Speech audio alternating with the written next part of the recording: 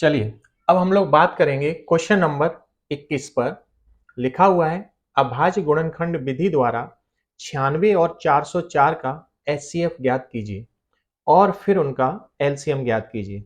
तो यहाँ पर हमें दो संख्याएं दी हैं 96, 404। इनका हमें एचसीएफ यानी कि मासा ज्ञात करना है और फिर एलसीएम यानी कि लासा ज्ञात करना है।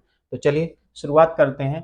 पहली संख्या है 96, दूसरी संख्या है 404। इनको हम काटना स्टार्ट करेंगे तो ये संख्या हमारी दो से सबसे पहले कटेगी।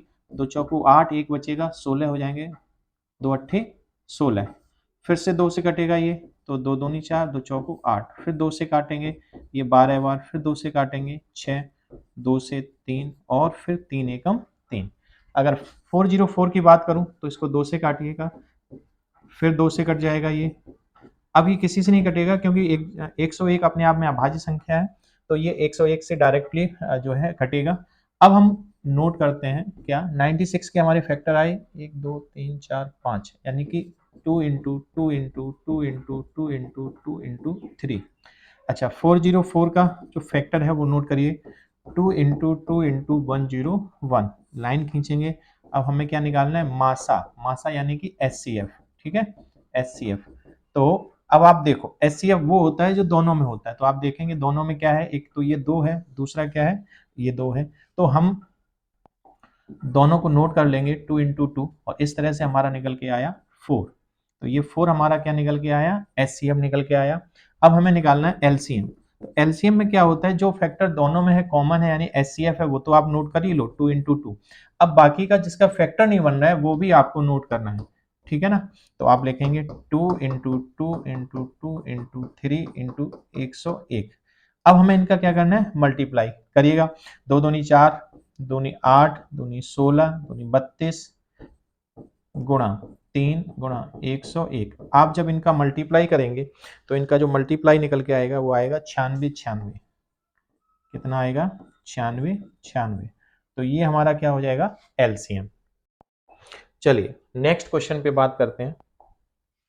अगला क्वेश्चन लिखा हुआ है, कह रहा है कि संख्याओं 4 की घात n पर विचार कीजिए जहां n एक प्राकृतिक संख्या है। जांच कीजिए कि क्या n का कोई ऐसा मान है जिसके लिए 4 की घात n अंक शून्य पर समाप्त होगा। देखिए, इस क्वेश्चन को आप बहुत ज्यादा परेशान ना हो, बहुत आसान है। आपको एक चीज समझनी पड़ेगी कि 4 की घात n अंक शून्य पर समाप्त होता है, ये इसने पूछा है क्या कोई ऐसा मान है। तो आप 4 का फैक्टर कर लीजिए, खंड कर लीजिएगा, और अगर 4 के खंड में अगर 5 आता है तो फिर वो शून्य पर समाप्त होगा, और अगर वो 5 पे नहीं आता है तो वो शून्य पर समाप्त नहीं होगा। क्यों, क्योंकि 5 का जब हम किसी चीज में गुणा करेंगे तो जीरो आने का चांस है। ठीक है ना, ये चीज है। तो हम इसमें भाषा लिखेंगे, क्या लिखेंगे, हम लिखेंगे संख्या 4 की घात n शून्य पर समाप्त होगी। भाषा लिखेंगे संख्या 4 की घात n शून्य पर समाप्त होगी यदि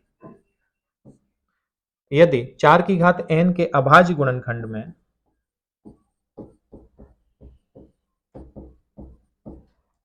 अभाज्य गुणनखंड में 5 अभाज्य संख्या आए, 5 अभाज्य संख्या हो। ठीक है, आप देखेंगे लेकिन 4 की घात n बराबर 2 की घात 2 होल पावर n बराबर 2 की घात 2n में 5 नहीं है।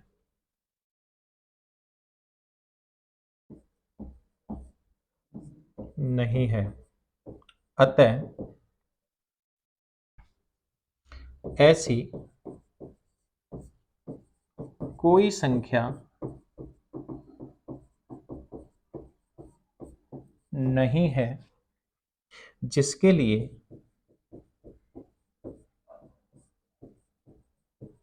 जिसके लिए 4 की घात n अंक शून्य पर समाप्त होगा।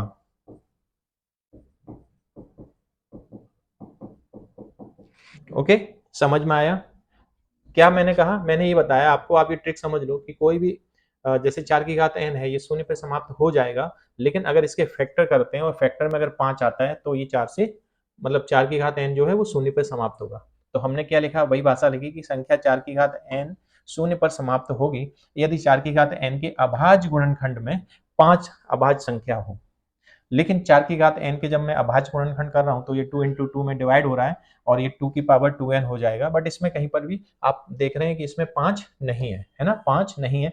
अतः ऐसी कोई संख्या नहीं है जिसके लिए 4 की घात n अंक शून्य पर समाप्त होगा।